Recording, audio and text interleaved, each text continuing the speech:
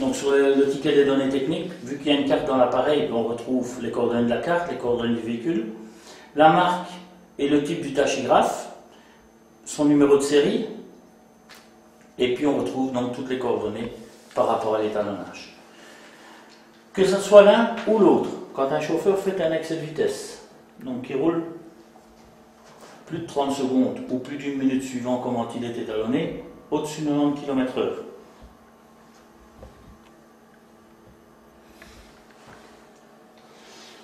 on va recevoir donc une alerte sur les deux tachygraphes vitesse excessive. À ce moment-là, il faut appuyer donc sur le OK pour reconnaître l'infraction. À partir du moment où vous avez appuyé sur OK, il est dans la mémoire que vous avez reconnu l'infraction. Si maintenant vous n'appuyez pas sur le OK, il va clignoter, une minute après il clignotera, et tant que vous n'appuierez pas donc sur le OK, il clignotera. Mais dès que vous appuyez, vous le reconnaissez. Alors, l'utilisation du tachygraphe, elle dit que dès qu'il y a une erreur, on doit la rectifier et la reconnaître. Si vous ne la reconnaissez pas, en plus, vous êtes en infraction à la réglementation, vu que vous ne le reconnaissez pas. Mais ça dérange quand même le chauffeur qui doit régulièrement regarder la route. Oui, mais il regarde la route, il le sait très bien, parce qu'il y a une impulsion donc, qui se fait donc, au niveau du tachygraphe. Voilà, ici. Donc, attention sur vitesse. Et ici, donc, il clignote. Attention sur vitesse, donc on va appuyer sur OK. Ici, je ne vais pas le faire, comme ça vous allez voir qu'il va revenir pour faire des rappels. Mais quand il est paramétré, donc soit à un bip qui peut être dans la cabine, soit à un témoin lumineux qui peut s'allumer dans la cabine.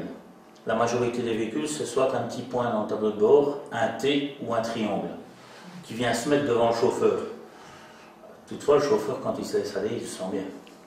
On est chauffeur professionnel, donc on sait très bien quand on dépasse. Et donc on doit reconnaître cette infraction, donc ici, OK, et ici, on est parti, il va revenir. Il doit, voilà. À partir de là, on a reconnu notre infraction. Donc si je réimprime maintenant le ticket de survitesse, que je vais faire avec celui-là, puisque c'est avec celui-là que je l'avais sorti au préalable, eh bien on va retrouver l'excès de vitesse qu'on vient de faire maintenant. Voilà, donc la différence entre les deux, eh bien, c'est qu'on retrouve donc dans les 365 derniers jours, tout à l'heure on avait le 16 du 1, une infraction donc avec une carte et une infraction sans carte. Et ici on retrouve le 16 du 1, le 16 du 1 et celle qu'on vient de faire maintenant, ici le 15 du 10, dedans. Si on va rechercher dans les... Donc ça c'est dans les 365 et si on va rechercher dans les 10 derniers jours, on la retrouve de nouveau ici. Donc c'est vraiment précis, ça permet beaucoup de choses. Maintenant, le tachygraphe digital, il a aussi un autre avantage, c'est la facilité de contrôle. Pourquoi la facilité de contrôle? Bien pour tout, que ce soit pour les entreprises, pour les autorités de contrôle compétentes, SPF Mobilité, dans le fiscal aussi. Pourquoi dans le fiscal et dans le social? Eh bien, c'est que dès que vous mettez une carte dedans, il est enregistré dans l'appareil et le patron enregistre les données de l'appareil. Donc imaginons que je possède un véhicule et je vous le prête et vous roulez avec mon véhicule. Vous allez mettre votre carte, votre nom va apparaître dans les données du véhicule.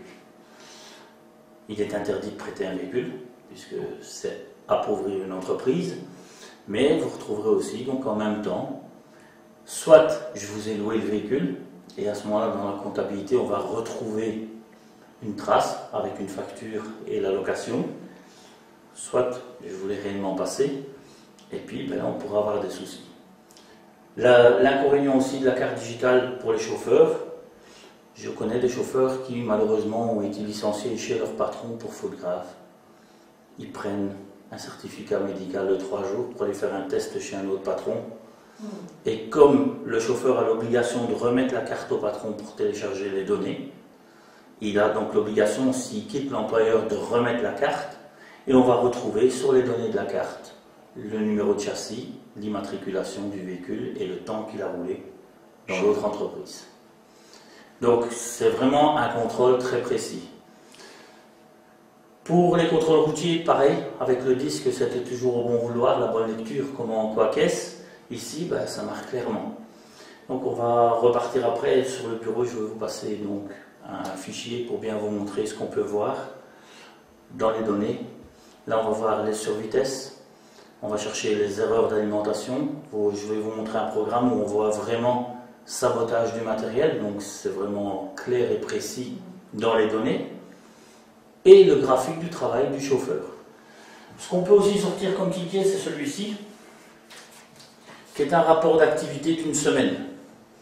Et là, on retrouve donc ici au-dessus les lignes avec les épaisseurs et les 4 groupes de temps, plus l'inconnu. L'inconnu, c'est quand la carte n'est pas dans l'appareil. Et on reprend donc le ticket sur la semaine. Et là, on voit exactement le travail du chauffeur pendant une semaine. Il y a certaines autorités compétentes qui le prennent. Ça représente et ça reflète vraiment le travail. On a aussi pas mal de demandes. Est-ce qu'on doit imprimer un ticket pour un client ou pas? Et là, je vous répondrai que non, vous n'imprimez pas un ticket pour un client. Surtout si vous êtes chauffeur. Si vous êtes patron, si votre client vous le demande, c'est à vous de prendre la décision, vous le remettez, vous ne le remettez pas. Mais en tant que chauffeur, ne jamais remettre un ticket à un client. Sauf si votre patron donne l'accord. Pourquoi? Parce qu'il va retravailler, il va retracer tout votre travail. Qu'est-ce qui donne la carte au chauffeur? Alors la carte chauffeur, elle appartient au chauffeur.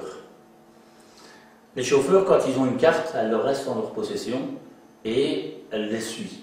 Quand ils arrivent dans une autre entreprise, normalement c'est l'entreprise qui doit remettre la carte. Quand elle est périmée, redemander une nouvelle carte et payer la carte. Mais il y a encore beaucoup d'entreprises qui ne payent pas les cartes. Que le chauffeur doit payer sa carte. Donc là, voilà, c'est un peu... Mais si on suit la loi pure et dure, la carte c'est un outil de travail, donc c'est au patron à la remettre.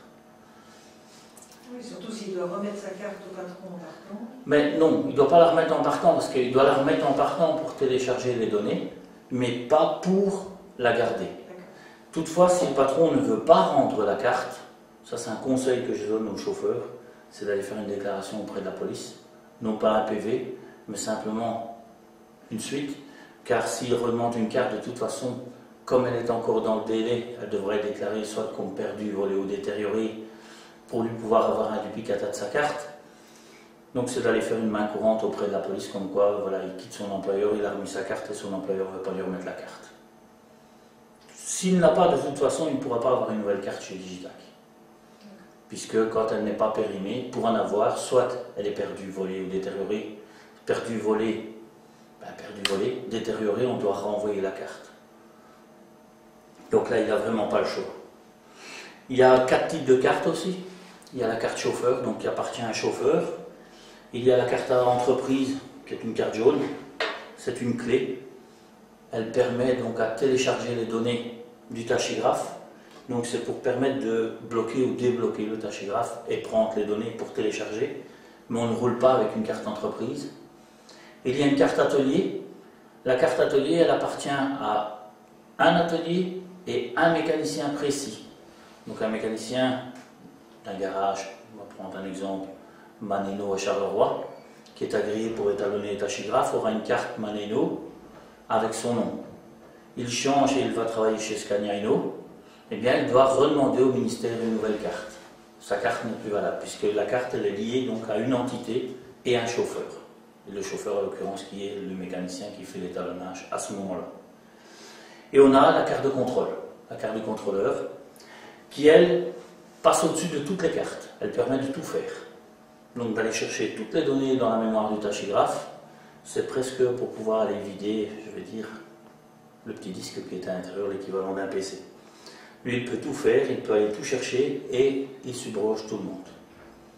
Ça, ce sont les 4 types de cartes. Est-ce qu'il y a des fraudes à ce niveau-là, qu'on pourrait retrouver des cartes de plus haut du tout, de tout haut niveau, et que certains utilisent ça pour vider la mémoire? Alors, ça c'est déjà entendu.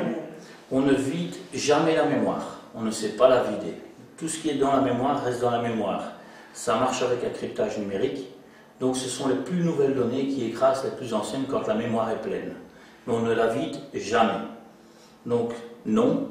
Maintenant, ce qu'il y a, c'est qu'il y a des chauffeurs qui déclarent leur carte perdue et qui demandent un duplicata. Et ils roulent avec 2 cartes. Il faut savoir que les cartes ont toutes le même numéro. Alors votre première carte, elle se termine par 00. Donc elle est valable pour 5 ans. Votre deuxième carte se terminera par 01. Malheureusement, vous avez votre deuxième carte qui est perdue, volée ou détériorée. et vous demandez une nouvelle carte. Eh bien, comme elle n'est pas périmée, vous aurez une nouvelle carte qui va aller jusqu'à la date de l'expiration de la carte officielle, je veux dire, donc la carte qui portait le numéro 01, et elle portera le numéro 11. Si maintenant vous redemandez une nouvelle depuis qu'elle date celle-là, ce sera le numéro 21. Et puis après, ben, votre carte est périmée par la date, et vous redemandez votre troisième carte officielle, qui elle va revenir 02.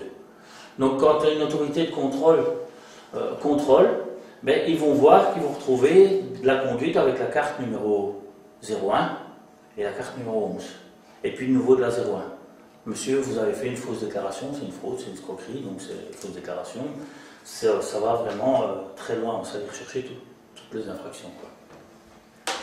À ce moment-là, ben, il n'y aura plus qu'une chose à faire, c'est prendre un bon avocat pour vous défendre. Parce que rouler avec deux cartes. Donc, là aussi, un conseil que je donne aux chauffeurs, c'est déjà arrivé à pas mal de chauffeurs, ils égarent leur carte, mais en réalité elle est restée dans la poche, puis le pantalon il va à la lessive, on ne retrouve plus la carte, on fait une déclaration de perte, et puis ben, madame fait la lessive, et on fait le repassage, on trouve la carte. Votre carte fonctionne encore, mais vous l'avez déclarée perdue, volée ou détériorée. Vous la détériorez pour ne plus rouler avec. Quand la carte est aussi périmée, vous la gardez avec vous pendant 28 jours, puisque les autorités de contrôle ont 28 jours plus le jour en cours. Vous la gardez avec vous donc 28 jours, et après vous la retirez. Parce que si vous la remettez dans l'appareil, ce sera une suspicion de fraude. Alors qu'en réalité, ce n'était pas fraudé. C'est vraiment parce qu'elle ressortira invalide. Aussi pas mal de problèmes avec les anciennes générations de tachygraphes. Les nouveaux, ils signalent un mois au chauffeur à l'avance, attention, péremption de la carte. Ils signalent aussi quand est-ce qu'il faut télécharger la carte. Ils signalent quand est-ce qu'il faut télécharger les données du véhicule. Ils signalent quand est-ce qu'il faut faire l'étalonnage du véhicule. On a beaucoup de chauffeurs qui font de l'international et qui se retrouvent en France ou en Espagne sans carte. Pourquoi? Parce qu'ils ne regardent pas la date de validité de leur carte. Ils partent aujourd'hui, je prends un exemple, lundi matin, et il roule et il arrête à Bordeaux. Il fait sa nuit.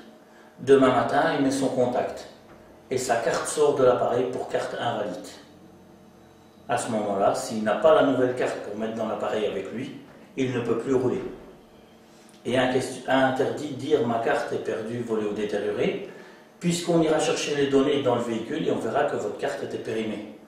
Donc les autorités de contrôle vont bien comprendre que voilà, vous n'aviez pas votre nouvelle carte avec vous. Donc, on sait aller rechercher beaucoup de choses. Quand je dis beaucoup, c'est même peut-être un peu trop, c'est presque une atteinte.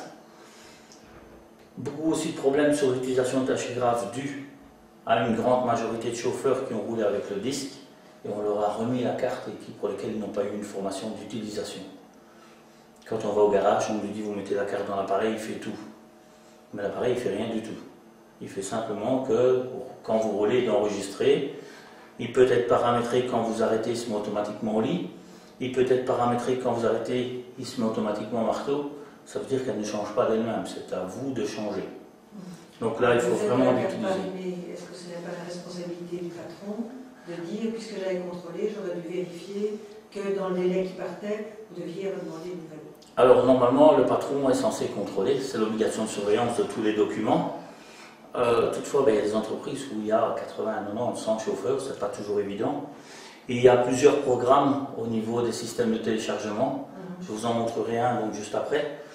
Pour lequel là, c'est juste l'inverse. Quand vous téléchargez les données, 2 mois avant l'expiration, il vous met un carré rouge. Donc dans le programme. Et quand vous êtes dans le programme normal, eh bien, il vous met la date de l'expiration de la carte. Donc on le voit. Donc celui qui fait son obligation de surveillance, il sait le voir. Est-ce que le chauffeur a le logiciel aussi pour lire la carte? Non. Est-ce qu'il peut l'avoir? Il peut l'acheter, oui. Il n'y a rien qui l'empêche donc d'acheter un logiciel pour télécharger les données. Donc il y a quelques logiciels qui sont un peu pirates, qui ne sont pas reconnus, qui ne sont pas trop chers, et il y a des logiciels qui sont reconnus, qui sont un peu plus chers. Maintenant, le logiciel qui est reconnu, voilà, tout est dedans, quoi. Vos infractions, vos excès de vitesse. Quand on imprime les excès de vitesse, on voit vraiment le fichier avec les couleurs. Donc le jaune est une infraction mineure, l'orange est une infraction grave et le rouge une infraction très grave. Et quand vous cliquez sur l'infraction qu'il a fait, vous avez le texte de loi avec ce qu'il a fait comme amende. Alors au niveau du patron, donc il a la possibilité d'écrire cette lettre et les programmes sont préfaits avec une lettre à envoyer au chauffeur. Donc dans les programmes, généralement, ils sont trilingues, voire quadrilingues. Français, néerlandais, anglais, allemand. Et donc dans une entreprise où il y a beaucoup de chauffeurs, il faut une personne qui fasse que ça. Il ne faut pas une personne qui ne fasse que ça parce que ça va très vite. Puisque dès qu'il a une infraction, je vous montrerai après donc, le graphique, il a une ligne qui vient se mettre au-dessus. Il y a une case infraction si elle est noire dans la période que vous avez choisie. Donc infraction écrit en noir, il n'y a pas d'infraction. Infraction écrit en rouge, il y a des infractions temps de conduite, temps de repos. Donc voilà, ça sort, ça va très vite. Je dirais que contrôler une carte d'un chauffeur, 10 minutes pour un mois. Ouais. Donc, quelle est la fréquence des contrôles dans les entreprises? alors, il y a une demande auprès des autorités de contrôle de contrôler de plus en plus en entreprise, vu que au niveau des contrôles routiers, ils sont fort ciblés. Il y a des contrôles aussi vis-à-vis des Belges, mais aussi fort ciblés vis-à-vis des étrangers, vu qu'on a tous nos contrôleurs donc, qui vont en entreprise. Dire quelle est la fréquence de contrôle en entreprise, c'est assez aléatoire. Je connais des entreprises où on va tous les 6 mois, je connais des entreprises où on va tous les 5 ans. Mais je parlais plutôt comment je vais dire, le patron. Quand décide-t-il de contrôler ses chauffeurs? Quand il rentre dans l'international Non, de plus en plus, il contrôle la carte une fois par mois, puisqu'il faut la télécharger tous les 21 jours de travail, donc c'est à peu près une fois par mois. Le camion, lui, c'est tous les 2 mois, donc, mais généralement, il le contrôle une fois par mois, au moment de faire le calcul de la paye. Pourquoi? Parce qu'à ce moment-là, il a toutes les données exactes du chauffeur de son travail. Il a ses heures exactes, à la minute près de ce qu'il a fait jour par jour. Et par groupe de temps aussi. Donc, voilà, la fréquence, généralement, c'est une fois par mois.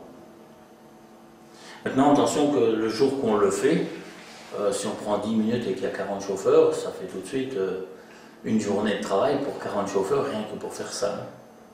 Mais, voilà. La logique aussi de la chose veut que le chauffeur soit payé en fonction de son travail.